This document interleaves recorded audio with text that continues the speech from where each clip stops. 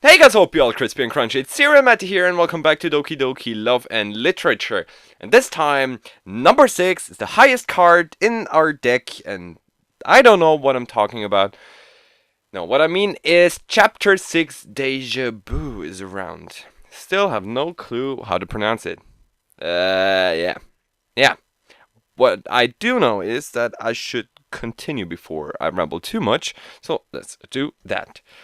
Third period, theory and knowledge class. Otherwise known as vomiting class. Dr. Kiddo! Or Kaido, but it looks like Kiddo, but just with one D. When we look at the data provided by the media outlets, we discover that the information provided by eyewitnesses tends to fluctuate between accounts. Whatever. Some describe this incident as firing 12 rounds, while others describe him as firing 6. You may ask yourself, how can this be? Why is there such a glaring variation amongst people's accounts of the incident? One possible explanation is for such. Dr. Kaido, my 6th period instructor, continued to drone on to a relatively silent class, busy scribbling notes down in their journals. My journal, a simple spiral notebook, laid open on my desk, but it had been a while since I had jotted down any notes this period. While theory and knowledge had always been an interesting class to me, no, my mind was occupied elsewhere today. I stared down at my desk, fingers flickering the edges of Natsuki's poem as I read it for perhaps the 20th time that day. My eyes gazed over the stanzas over and over again, soaking up every word. I felt my finger brush the outline of her signature, a simple scribble in the corner of the paper. I kept turning the lines over and over like a burger patty on the grill. It should be done by now. Get it? No. Not taking anything away from it, she wrote a very good poem, using simple words to give vivid descriptions. Ultimately easier to digest than yours abuse of complicated vocabulary. Oh wow, that's rude. Or Monica's abstract view of reality. As I was reading it, I was locked on the idea that this was a confession of affection, reading in between the lines. It had to be, or at the very least, a hint of such emotions. Nevertheless, the very idea made my heart pound faster than I've ever felt it beat. 120 beats per second. Probably. Which isn't that much, and I skipped that text without wanting it to. Just one thing troubled me, however. The intro. I still couldn't piece together what exactly the smoke and the ugly thoughts was referring to. My mind recalls our conversation last time, when she started crying to me about the Parfait Girls volume. What did she say? Things are really hard for me right now. What did she mean? What could possibly be troubling her so much to the point of a breakdown? My mind failed to think of a reason. Chances are it's school related. A lot of students are getting in over their heads about the end of the semester. Everyone was trying to get their late work turned in before the grade books closed, solidifying their academic standing to potential universities. Even the best and brightest of students, like Monica, would be lying if they weren't fretting just a little bit. I glanced out the window. Call it stereotyping, but I couldn't help but connect Natsuki's exhibited persona to an anime cliché called tsundere, or a character that acts cold to the main character protagonist. In this case myself, kind of self-aware, but not really. But kinda. Later, they begin to be friendly to them, and depending on the series, fall in love. The initial hostility at my joining the club, refusing to let me help at getting the Parfait Girls volume down, then slowly warming up to me by taking the umbrella and accepting my lunch. One key trait was missing from the equation, however. So, my mind lingered at the idea it was a giant coincidence or just unintentional. Natsuki didn't like me. She thinks I'm a creep or just trying to play nice to get with her. Are these thoughts a result of my fear and anxiety once again taking root? Manipulating my ability to think clearly? Or was there was still a good chance she had no interest in me in that way, and just thinks of us as friends? Once again...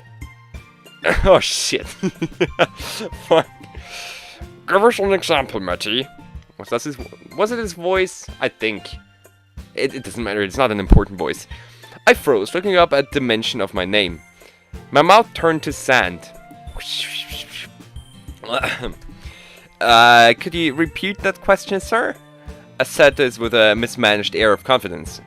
A few laughs. Dr. Kiddo squinted through his wireframe glasses. What is one concept that could be applied to the data? I quickly glanced around at my notes. I felt an itching heat rush up and down my body. The kind I always get when I'm put on a spot like this. Even if I was supposed to be paying attention, I know this feeling, and it's fucking disgusting even. It's literally disgusting. Blah, I don't want it. My brain began to lock up. Well then, find the key.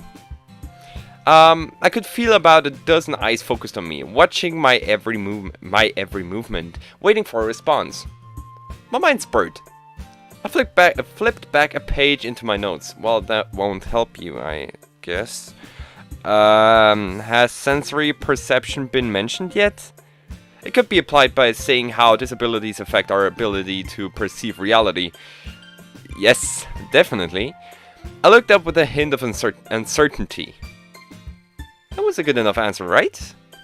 The class nodded in general agreement. Great. Dr. Kaido smiled. Yes, I was hoping you'd bring that up. He turned back to face the board, now tracing back into our previous lesson about animals perceiving the world differently from others and yada yada yada yada. Or yada yada yada yada. Yep, mouse stopped moving. I wiped a trace of sweat from my forehead. That could have ended very badly. Gotta remember to keep an ear out. I dipped back into my thoughts. Whoosh! The question is, how do I act from here? Do I start flirting with her? Oh, I would love to see your approach. I would love to see that. A lot of embarrassing quotes. Sorry. How the hell do you even flirt? Yeah, that's what I'm talking about. MC probably doesn't even know how to flirt. Yeah, as you could tell by him saying that. Which makes it even weirder if he started trying. So, yeah, do whatever you want. I've never dated anyone before, and I've next to no experience when it comes to this sort of romantic stuff. That's assuming she has an interest at all the way. Anyway, all the way. Maybe I should just slowly start to drop hints and see if anything happens. Not that bad, not that bad. I would do the same. I mean, I'm by far no expert, but I would do that too. The bell rang. Oh, finally. I swooped up my papers and shoved them into my bag. Just 2 more periods, then the literature club. Blowing through sharing poems, then spent the rest of the hour reading with Natsuki. I took in a lungful of air and slowly sighed. Just relax, everything will be fine. I said to myself with a shaky uneasiness. I ran my fingers through my hair. I exited the class.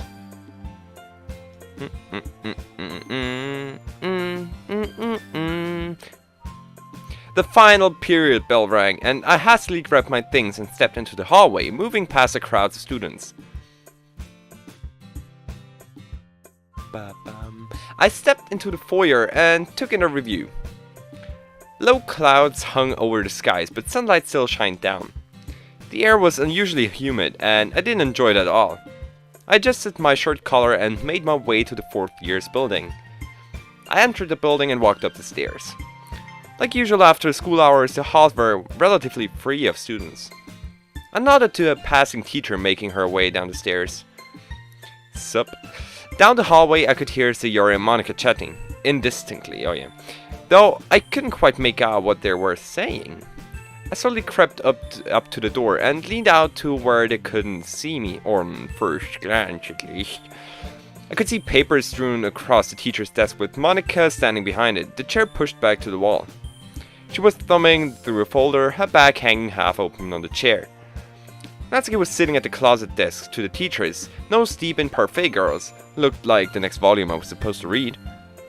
Sayori was sitting on top of the desk facing away from the club president, kicking her feet ever so slightly like a child in a grocery store cart.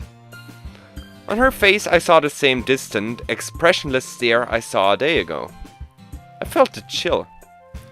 It's sort of complicated, having to differentiate between one variable and the next, because the OS can get confused and it isn't sure which program you want to initiate. Then you'd have to write out a separate line of code telling it what to do. What? Monica was saying, her voice droning. What was she talking about? Was she talking about coding? Like computer coding? Maybe she tells Sayori how she hacked her own game. Or hacked it, manipulated it, and how she actually killed her. Probably not. Natsuki seemed indifferent to her rambling, while Sayori nodded absent-mindedly. She was trying to explain one of her classes to her. Judging from the lingo she was using, it sounded like a computer class or something. Definitely, yeah. That would explain Sayori's relative indifference to her. What Monica was saying sounded really complicated. And Sayori's constantly bouncing around from topic to topic. I remember back in our primary school years, our language instructor had assigned us to write a short essay, like 2 paragraphs, about our favorite thing to do at home. Sayori had just finished writing it on eating snacks, usually mine, only to toss it because she remembered she liked sleeping more. Sayori! It's a tad difficult to keep her attention focused on one thing for longer than a class period. If that's the case, then maybe that's all all that phase means. Just boredom. Disconnected daydreaming. And I'm ultimately worrying for nothing. Once again, I let my mind take things too far and exaggerate reality. I need to learn to not let these things happen so easily. I stepped into the classroom. Hi guys! How you doing? The 3 girls glanced up. 3? Sayori shot me a big smile and hopped off the desk. She rushed toward me, arms open. She embraced me in a big hug. There you are! I was just about to call you to ask where you were. I heard Natsuki chuckle a little, and I felt my face go red. I glanced at Monica, a mixture of accepting embarrassment and confusion. Sayori, class barely ended. I couldn't have gotten here any quicker. Monica cleared her throat, taking charge. It's good to see you again, Maty. I'm glad that you showed up, because there's a bit of an issue we have to discuss. My mind started to worry at first before I remembered what the issue was, thinking back to Sayori and Monica's previous conversation. Sayori released me from her death grip hug and happily hopped back to her spot. I fixed my now crooked blazer and dusted myself off. I slowly walked to the desk adjacent to Natsuki's and sat atop it, putting my bag down in the chair. I tried to put on a cool demeanor. Sure, what's up? Monica smiled. I'm sure you know about the festival coming up, right? I don't need to go over it. Monica began propping herself up against the teacher's desk, pushing aside a few of her papers to make room. I nodded. I mean, who in the school hasn't heard of the festival? Every year towards the end of the fall grading season, the administrators and school board throw a big celebration festival on the first 2 days of the last week before the December break. Everyone could go, regardless of whether you passed or not. Food, drinks, and lively traditional modern music galore, and students take the load off from their arduous studies during school hours. A common feature at these festivals were lots of showcases for all the various activities and clubs the school had to offer. And for university representatives as well, eager to get their name out there to the study body, cream of the crop. For clubs and groups, like the debate club for example, it's a good way to advertise to more students for the next year, rather than just bulletin and board flyers and morning announcements. Obviously, Monica would be trying her hardest to make the literature club's exhibition the best it can be. I know that you've only just joined, but with what Sayori and I have planned for this event, we really need all hands on deck, including yours. Natsuki and Yuri already have their plans together, as well as myself and Natsuki, but you're the only one left out. Speaking of Yuri, A half glance around the room. Yeah, I wondered myself where Yuri could possibly be. Where is she? Is she alright? Monica gave an affirmative wave.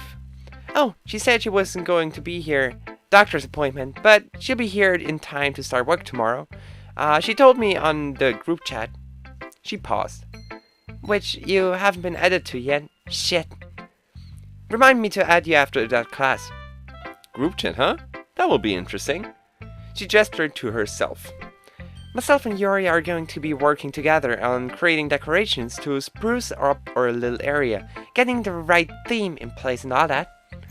He gestured to Natsuki, half peeking at her Parfait Girls volume. Natsuki's going to baking snacks and treats to offer passerby potential members, as a way to lure them in and pique their interest. Sayori is going to be in charge of general schedule and order of our booth, running checklists and that sort of stuff. Making sure we do stuff on time and... She twirled her wrist. Well, you get the idea. Initially, I was going to have Sayori and Natsuki working together, so things would be even, but since you joined, that kinda threw things off balance, you being the odd man out. Not that it's a bad thing. I'm happy you joined, but it just means I have to shake up the order a bit. The realization slowly came to me as she talked. What I'm getting at is that you have to choose between Sayori or Natsuki with who you would like to work with. Fuck. Tomorrow was just going to be a sort of research day, like getting recipes in order and choosing a theme to work on. But I was hoping everyone would start actual work on Sunday, if that's alright with you. I don't understand why, but I just felt my mind look up. I wasn't prepared for this. I opened up my mouth to say something, but no no words definitely don't fall out of your mouth. At least, or unless you're, I don't know, Pac-Man the size of the sun or something like that.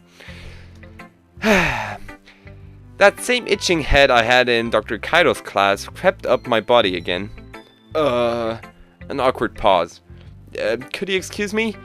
I sat up and rushed out the door, nearly tripping on my feet. Matty? I heard Sayori call out my name, but I didn't turn around. I hastily exited the class. Oh. I shoved the bathroom door open with my shoulder, the door clanging on the door stopper. Since it was after school hours, the place was naturally deserted. I could hear the soft gurgling of water rushing through the pipes in the walls.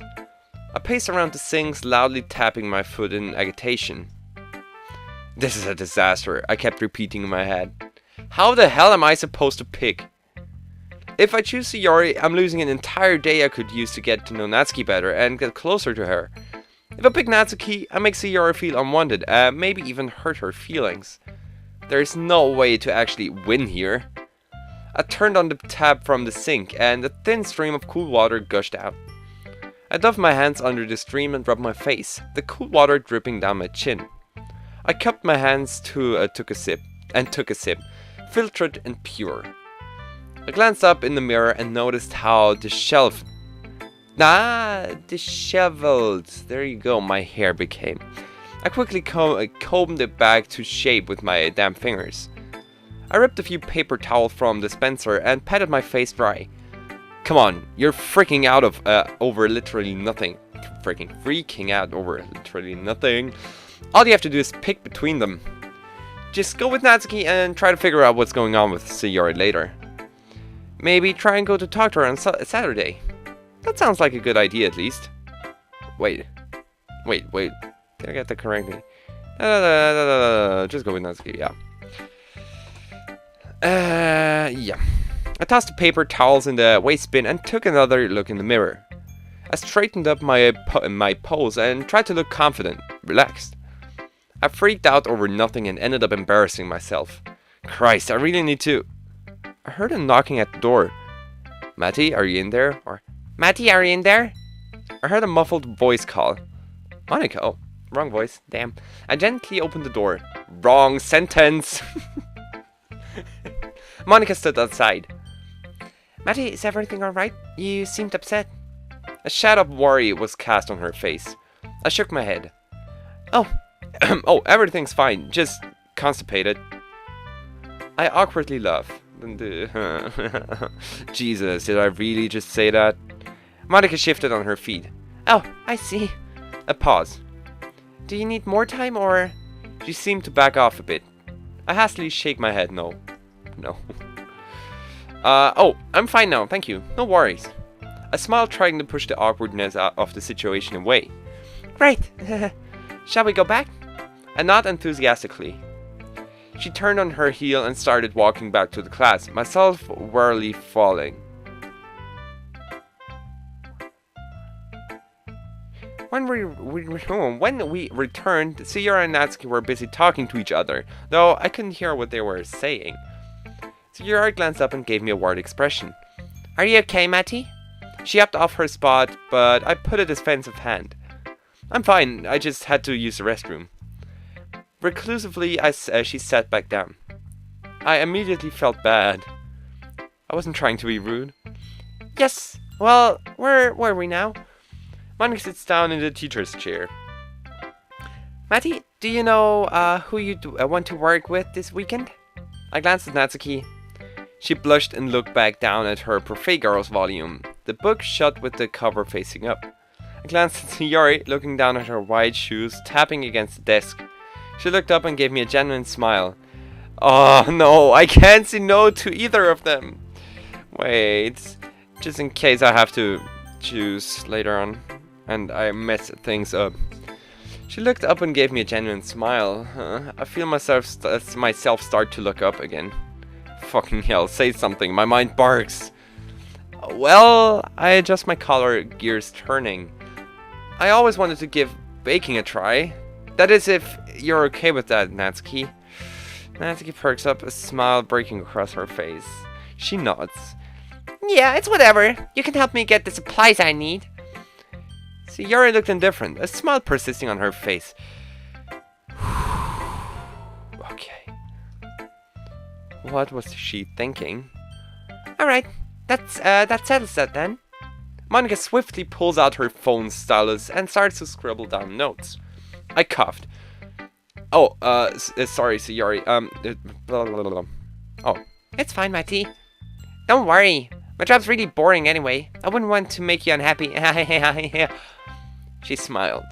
I returned to smile, but my mind sticks to that last part.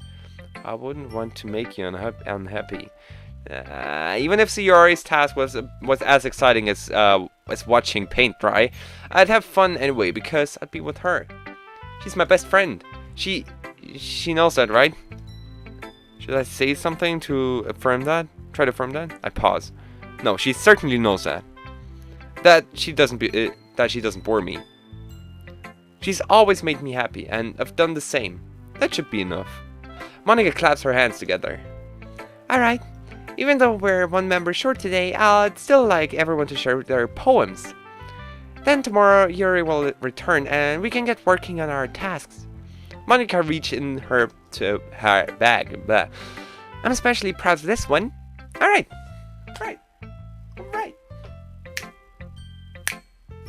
Yeah? Oh. Flowers by Sayori. Okay. Fuck. Well, I actually wanted to end this episode here. Well, you just get a little sneak peek of the poems that await you in the next episode. Because, as I said before, I want to leave this one here. Yeah. That's it, basically. What else is there to add? Nothing, actually. Anyway, thank you guys so much for watching this video. If you liked it, tell me somehow, and I'll see you all in the next video.